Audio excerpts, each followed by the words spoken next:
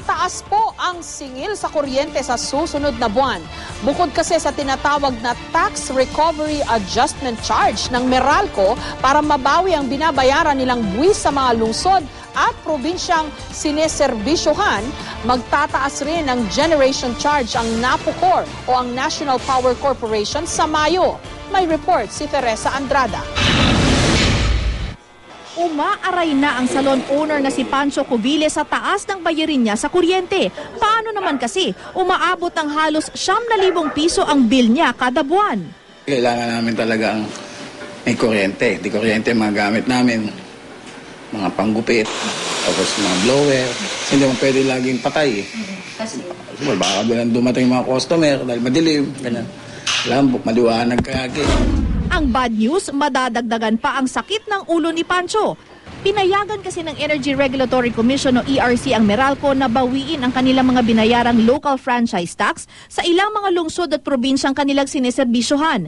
Sa Abril, kokolektahin na ito ng Meralco sa kanilang customers bilang Tax Recovery Adjustment Charge.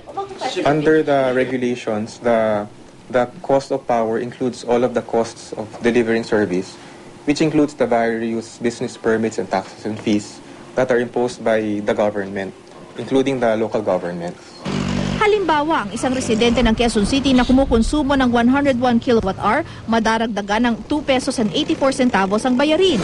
Pero di rito nagtatapos ang kalbaryo ni Pancho. Pinayagan na rin kasi ng ERC ang National Power Corporation o NAPOCOR na mangolekta rin ng dagdag singil para mabawi naman ang kanilang ginastos para sa fuel, purchase power expenses at foreign exchange cost mula Enero 2007 hanggang April 2010 sa ilalim ng Generation Rate Adjustment Mechanism o GRAM at Incremental Currency Exchange Rate Adjustment o ICERA. Ang generation charge increase ipatutupad simula Mayo. Para sa mga distribution utilities sa Luzon, 69 centavos ang dagdag sigil, 60 centavos sa Visayas at 4 centavos sa Mindanao. Ang magiging impact nitong pagtaas na ito ay depende doon sa dami ng kuryenteng binibili ng kanilang utility mula sa National Power Corporation. Ang Meralco, 40% lang ng kuryente ang binibili sa NAPOCOR. Kaya ayon sa Meralco, hindi naman mararamdaman ng kanilang mga customer ang buong epekto ng 69 centavo increase.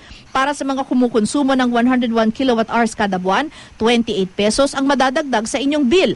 Kung 200 kWh naman, 56. At kung 300 kWh, 87. Sa gaya ni Pancho na nasa 700 kWh ang konsumo, 193 ang madadagdag sa kanyang electric bill pagdating ng Mayo.